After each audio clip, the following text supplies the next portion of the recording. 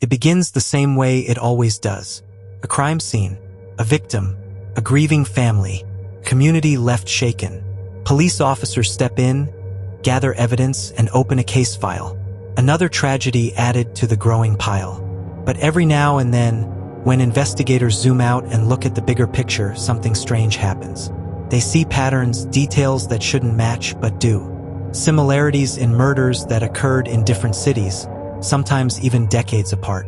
These startling connections force us to ask the terrifying question: are these coincidences, or is something far darker at play?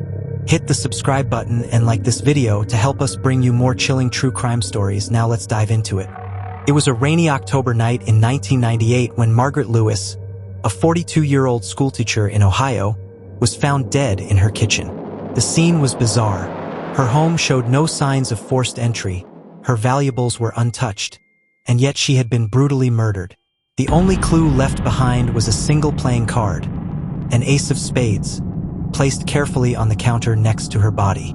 Police believed it was a message, but from whom? No fingerprints, no DNA, nothing else that tied a suspect to the scene. For years, Margaret's case grew cold, collecting dust in the archives of unsolved murders. But 500 miles away in Georgia, another case was unfolding. In 2003, David Reynolds, a 29-year-old mechanic, was found dead in his garage. The circumstances were eerily similar. No robbery, no forced entry, just one victim, a life ended violently, and one strange clue left behind. On the hood of David's car lay a playing card. This time, it was the Queen of Hearts. Detectives were baffled. There was no reason for these cases to be connected. The victims didn't know each other, lived in different states, and had no overlapping circles.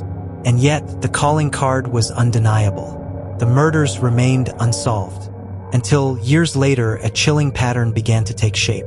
By 2010, analysts across state lines began cross-referencing unsolved murder cases. New technology in crime databases allowed investigators to notice things they couldn't see before.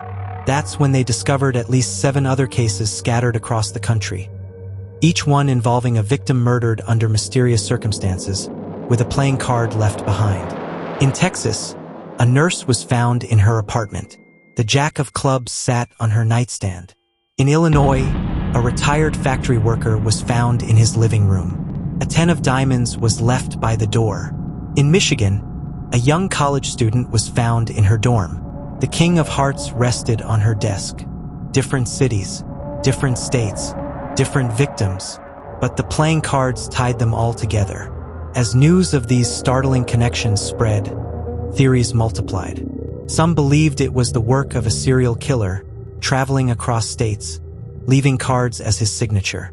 If that was true, it meant this person had evaded capture for more than a decade, slipping through cracks in the system, hiding in plain sight. Others suggested it might be the work of copycats. Perhaps the first case inspired others to imitate it, creating an illusion of connection where none truly existed. And then there were darker theories. Some whispered about underground groups, secret societies or cults that used the cards as a symbol of ritual. If that were true, the murders weren't random at all. They were connected by something far more sinister. While investigators wrestled with theories, the families of the victims lived in torment. Margaret Lewis's sister described years of unanswered questions as a wound that never heals. David Reynolds' mother still keeps his garage locked, untouched, just as it was the day he died.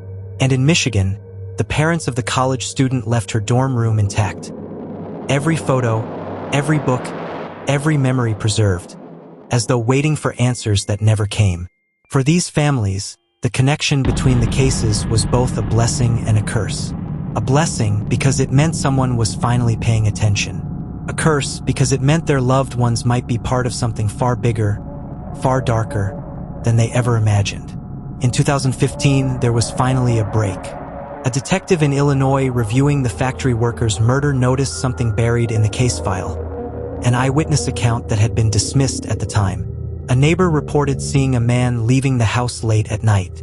He was tall, wearing a dark coat, and holding what looked like a deck of cards in his hand. The description was vague, but when compared with other cases, It lined up with at least 3 other witness statements. Who was this man with the deck of cards? And why had he left his mark across so many lives? Investigators began analyzing the playing cards themselves. Were they random, or did the killer choose them for a reason? Patterns emerged. The cards weren't duplicates. Each one belonged to a different suit and value, almost as if someone were assembling a full deck victim by victim. If true, this meant there could be more cases out there waiting to be discovered. And worse, it meant the killer might not be finished. In 2018, a journalist digging into the murders stumbled on something chilling. An anonymous letter, mailed to a local newspaper, read, "Every card has its place, every soul its value. The game isn't over." The letter was never traced, but the timing was chilling. It arrived just days after another unsolved murder, this time in California. And yes, at the crime scene, detectives found a playing card, the Joker. Today, investigators still don't know who is behind these murders. Are they the work of a single serial killer, a group, or just a horrifying coincidence? The FBI has reportedly looked into linking the cases, but no official statement has been made. Some detectives believe they're closer than ever to uncovering the truth. Others fear the killer has gone silent, waiting for the right moment to strike again. What remains is a terrifying thought. Someone out there may be keeping score one card at a time. In 2021, during a cold case review, a box of evidence from Margaret Lewis's 1998 murder was reopened. Inside, investigators found something overlooked for more than 2 decades. A fingerprint. A fingerprint that didn't belong to Margaret, her family, or anyone who had ever been questioned.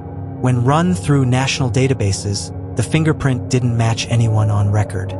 But just last year, that same fingerprint was found again.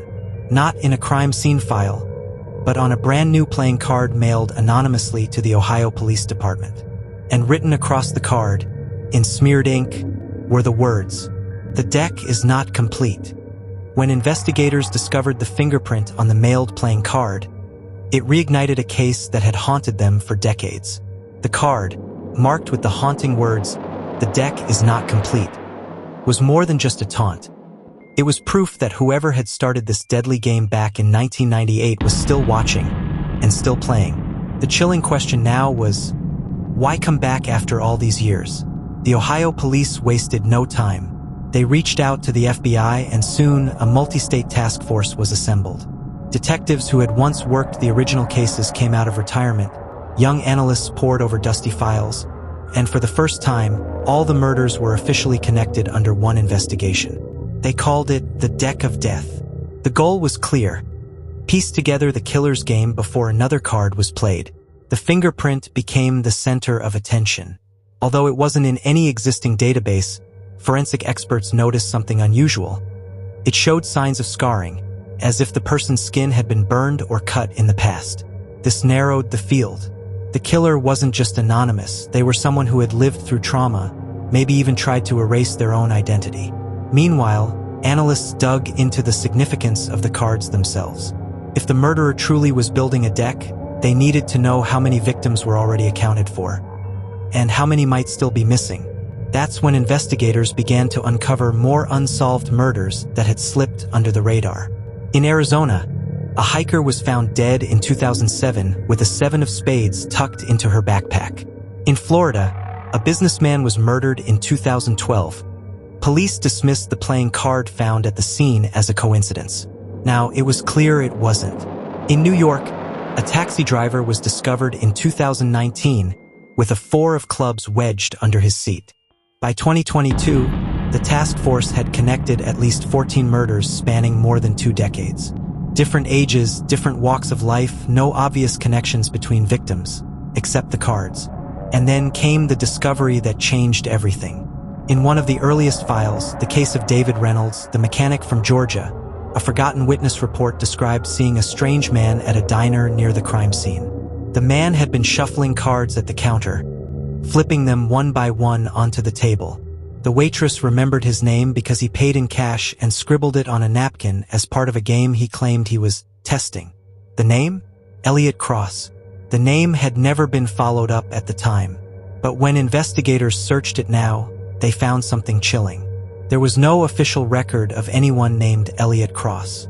No birth certificate, no driver's license, no social security number.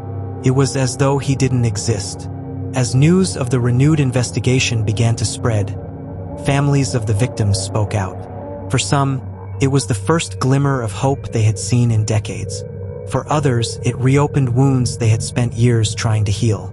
One mother broke down on camera, holding the playing card left at her daughter's crime scene. "He thinks it's a game," she sobbed. "But to us, it's a life we'll never get back." Another family revealed that, after their loved one's death, they received anonymous letters with cryptic phrases like, "The hand has been dealt," and "Not your turn." Police had never made these details public, which meant only the killer or someone close to him could have sent them. The task force soon realized the cards weren't random at all. When laid out together, they formed a specific order, as though building not just a full deck, but a structured hand. Hearts, spades, diamonds, clubs. The killer was arranging his murders the way a gambler arranges a winning hand. And then came the most terrifying realization. Several key cards were still missing, which meant more murders had yet to happen. In 2023, detectives got their first real-time break. A man in Los Angeles reported being followed by someone who seemed obsessed with playing cards. The stalker would sit outside his workplace, flipping cards onto a bench, silently watching. When police responded, the man had vanished, but in his place was a card pinned to the bench, the King of Spades, and beneath it, written in careful handwriting, "Almost finished." Suddenly, the urgency doubled. If the killer truly was building toward a final hand, investigators feared what that could mean. Would his last card signal the end of his game, or the beginning of something much larger? The task force went public, releasing details to the media for the first time. They urged anyone who had ever seen strange behavior involving playing cards to come forward. Tips flooded in. Some were hoaxes, some were coincidences, but one stood out. A retired card dealer from Las Vegas claimed he once knew a man who went by the name Cross, a drifter, always obsessed with card tricks, always talking about the value of a life, like it was just another bet on the table. The dealer never saw him again after 2001, but his description matched perfectly with the eyewitness accounts from multiple murder scenes. Investigators believe they are closer than ever to unmasking the killer or killers behind the deck of death. But with new murders linked as recently as last year, the terrifying truth remains. The game isn't over, and just weeks ago, another card was delivered to authorities. This time, it wasn't just a number or a symbol. It was the Ace of Hearts, and written across it in bold, crimson ink were 3 words: "You'll never win." Tell me what you think in the comment section below.